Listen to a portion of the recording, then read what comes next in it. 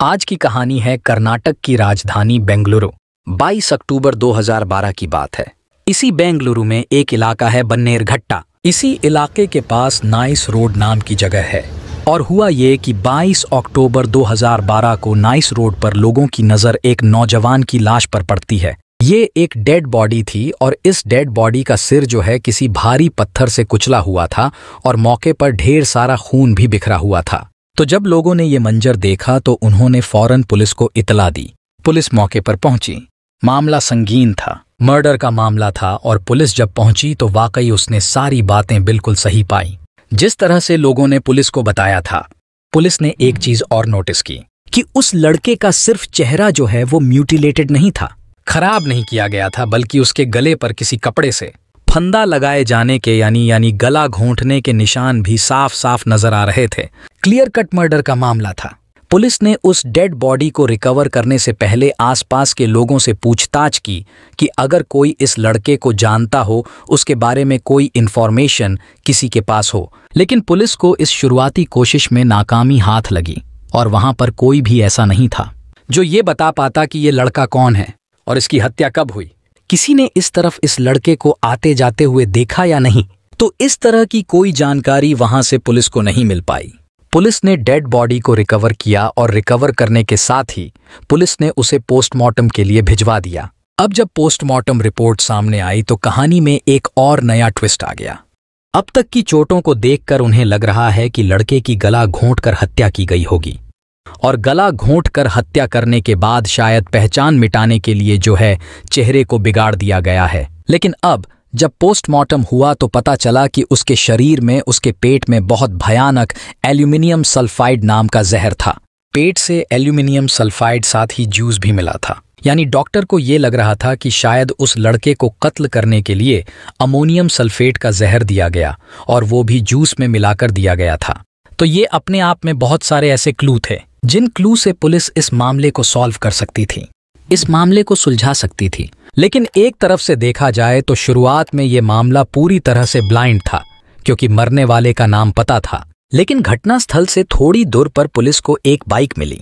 अब पुलिस ने सबसे पहले तो बाइक की पहचान पता करने की कोशिश शुरू की और पुलिस को जल्द ही पता चला कि इस नीतीश नाम के लड़के की बाइक है जो एक बड़ी IT कंपनी में काम करता है और उसकी उम्र थी 27 साल।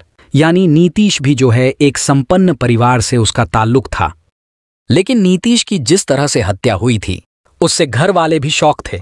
कोई दुश्मनी जैसी कोई बात थी नहीं, बल्कि नीतीश की सगाई हो गई थी और अगले साल यानी 2013 में शायद नीतीश की शादी भी होने वाली थी। तो जिंदगी में सब कुछ खुशहाल था, सब बढ़िया था। फिर सवाल ये भी था सब कुछ ठीक ठाक था तो हत्या किसने की, क्योंकि ये अपने आप में एक बड़ा सवाल था। अब जब पुलिस ने जांच शुरू की तो टेक्निकल इन्वेस्टिगेशन के सहारे पुलिस ने आगे बढ़ने का फैसला किया। नीतीश के मोबाइल फोन की डिटेल, जिसे CDR भी कहते हैं, पुलिस ने कॉल डिटेल रिकॉर्ड निकलवाई और निकालने के बाद उसे पुलिस ने बहुत तरीके से पढ़ना, रीड करना शुरू किया और साथ ही उसका जो मोबाइल फोन, उसके बारे में भी जो भी जानकारी पुलिस निकाल सकती थी वो पुलिस ने निकाली। और इसमें पुलिस को ये पता चला कि आखिरी बार वो एक लड़की से वो चैट कर रहा था, यानी जब उसकी हत्या हुई थी उससे कुछ समय पहले तक एक लड़की इसके टच में थी और उस लड़की के साथ SMS के जरिए उसकी कुछ बातचीत हुई थी। अब जब इस लड़की के बारे में पुलिस ने जानकारी जुटाई तो पता चला कि इस लड़की का नाम सौम्या सलोनी है और उसकी उम्र थी 22 साल और ये लड़की भी कोई अजनबी नहीं थी बल्कि उसी की मंगेतर थी, फियांसी थी, जिसके साथ नीतीश की शादी होने वाली थी। तो दोनों ऐसे लोग थे जो एक दूसरे के साथ नई जिंदगी की शुरुआत करने जा रहे थे।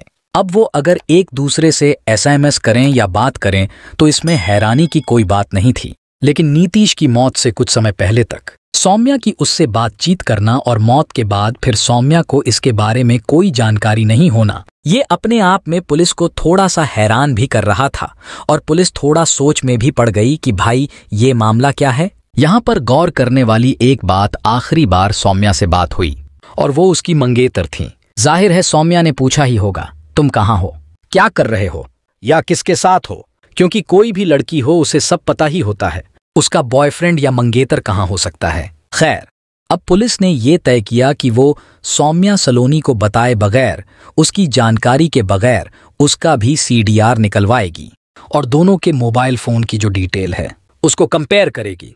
पुलिस ने जब इस मामले को आगे बढ़ाया तो पुलिस ने देखा कि दोनों के मोबाइल फोन उस रोज नीतीश के कत्ल से पहले साथ साथ थे और दोनों के फोन अलग अलग टावरों से होते हुए एक जगह से दूसरी जगह ट्रैवल भी कर रहे थे। यानी ये इस बात की एक निशानी थी कि सौम्या उसके साथ थी। और जो सीडीआर है उससे पुलिस को यह भी पता चल गया फोन के लोकेशन के सहारे कि इन दोनों ने बेंगलुरु में ही एक जगह है, अरिशनी काकुंते एक जगह है, यहाँ से सौम्या और नीतीश दोनों जो मंगेतर थे इन दोनों ने यहाँ से ट्रैवल करना शुरू किया था और ये नाइस रोड तक साथ साथ गए थे। तो ये जानकारी जब पुलिस को मिली तो पुलिस को एक क्लू मिल गया कि भाई कत्ल से पहले वो लड़की नीतीश के साथ थी जिसके साथ उसकी शादी होने वाली थी।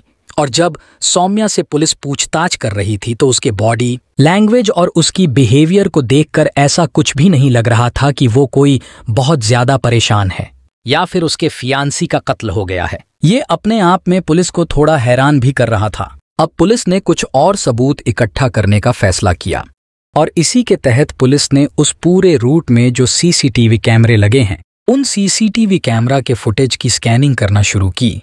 और जब फुटेज की स्कैनिंग हुई तो कुछ और खास एविडेंस पुलिस के हाथ लगे जिसमें ये दोनों लड़का लड़की एक बाइक पर जाते हुए नजर आ रहे थे। अब सारी बातें या सारी एविडेंस जो हैं ये साबित कर रहे थे कि कत्ल से पहले या कत्ल के दौरान ये लड़की नीतीश के साथ मौजूद थी।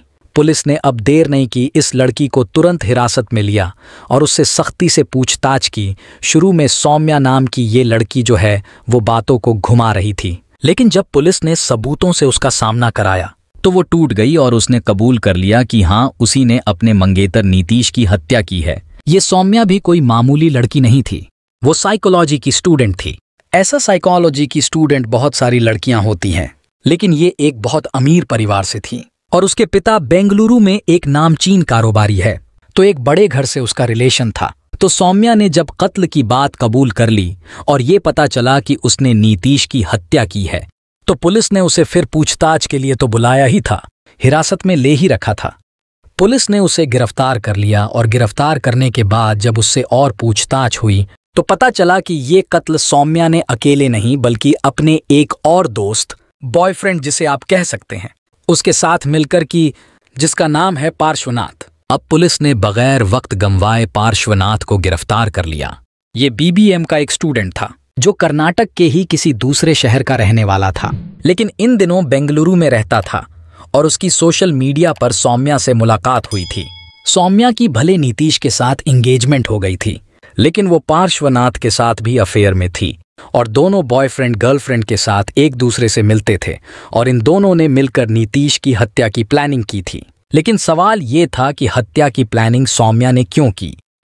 अगर सौम्या को नीतीश से शादी नहीं करनी थी तो फिर उसने एंगेजमेंट क्यों की? और अगर एंगेजमेंट हो गई थी, दोनों साथ साथ घूम रहे थे, तो फिर हत्या करने की वजह क्या थी? ये अपने आप में कई ऐसे सवाल थे जिनका जवाब पुलिस को ढूंढना था।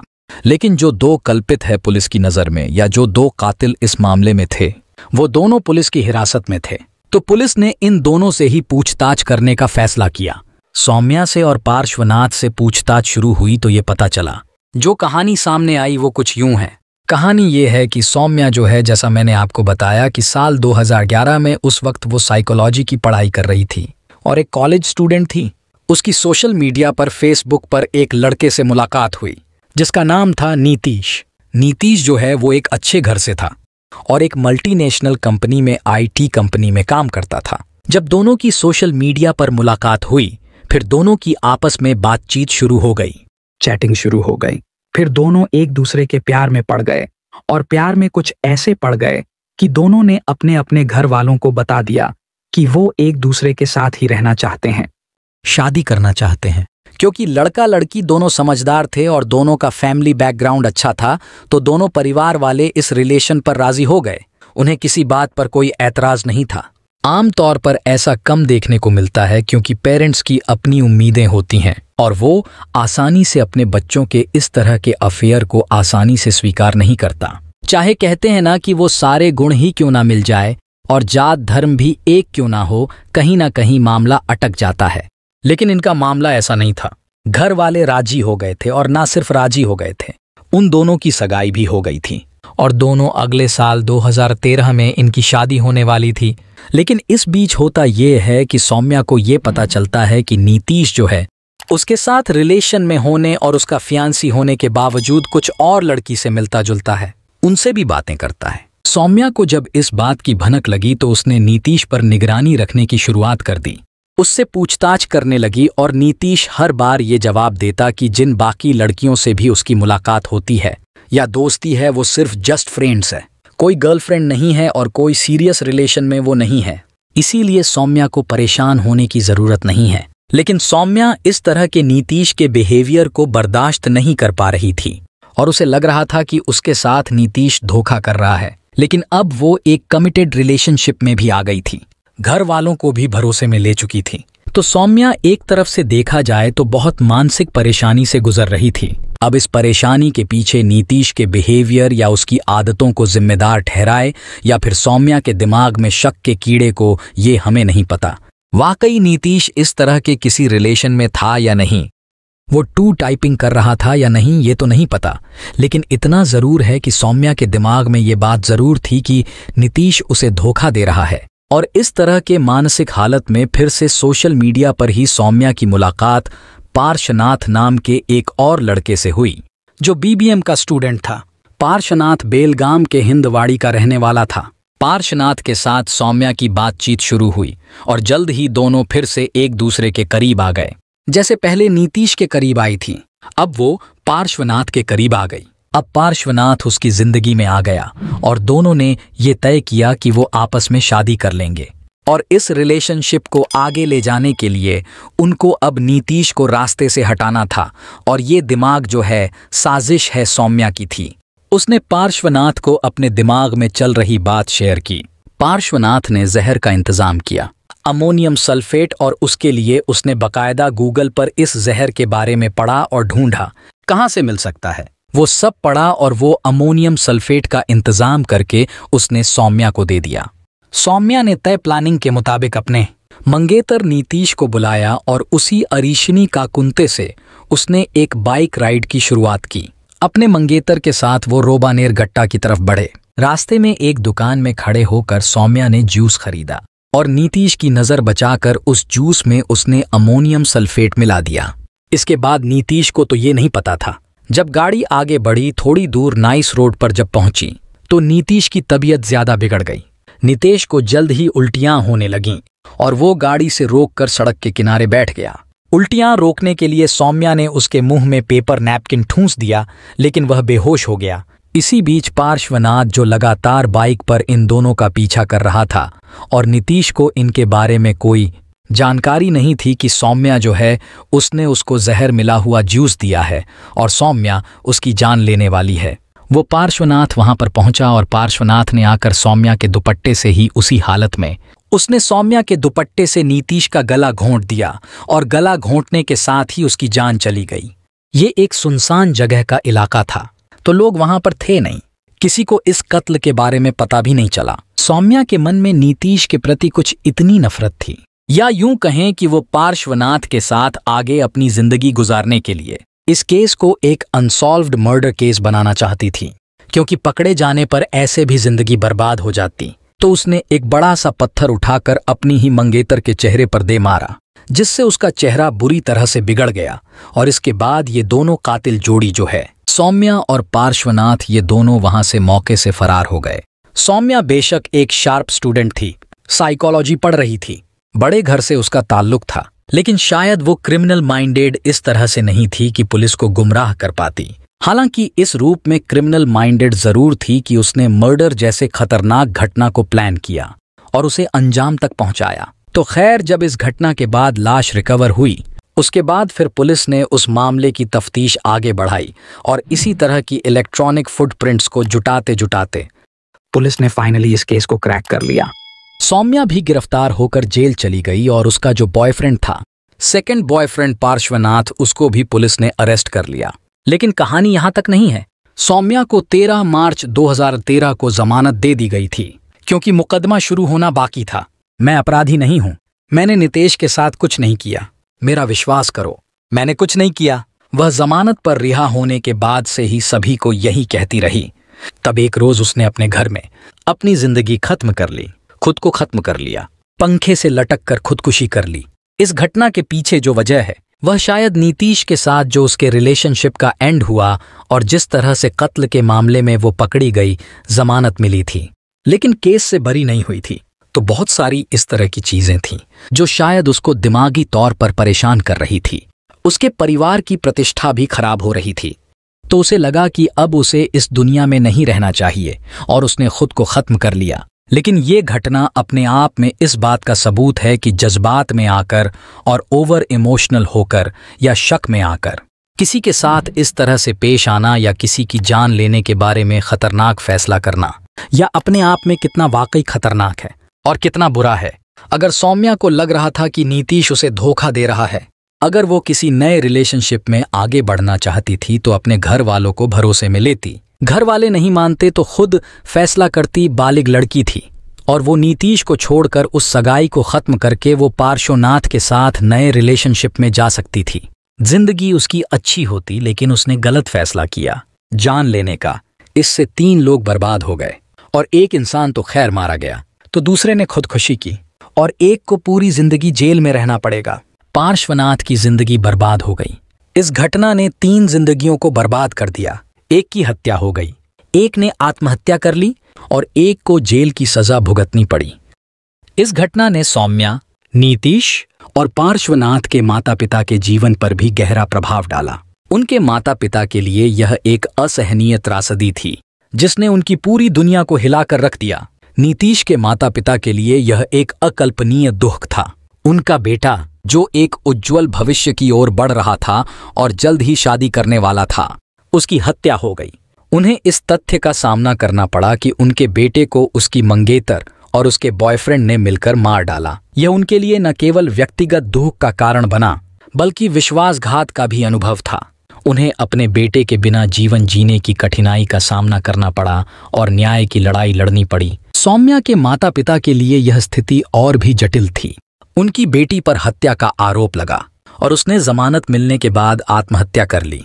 अपने बच्चे को इस तरह खोना और उसके आपराधिक कृत्य का सामना करना दोनों ही उनके लिए अत्यधिक पीड़ादायक था। समाज में प्रतिष्ठा को लेकर भी उन्हें कठिनाइयों का सामना करना पड़ा। सौम्या के आत्महत्या के फैसले ने उनकी पीड़ा को और बढ़ा दिया। पार्श्वनाथ के माता पिता के लिए भी यह एक भयानक अनुभव था। उनके बेटे को हत्या के आरोप में गिरफ्तार कर लिया गया।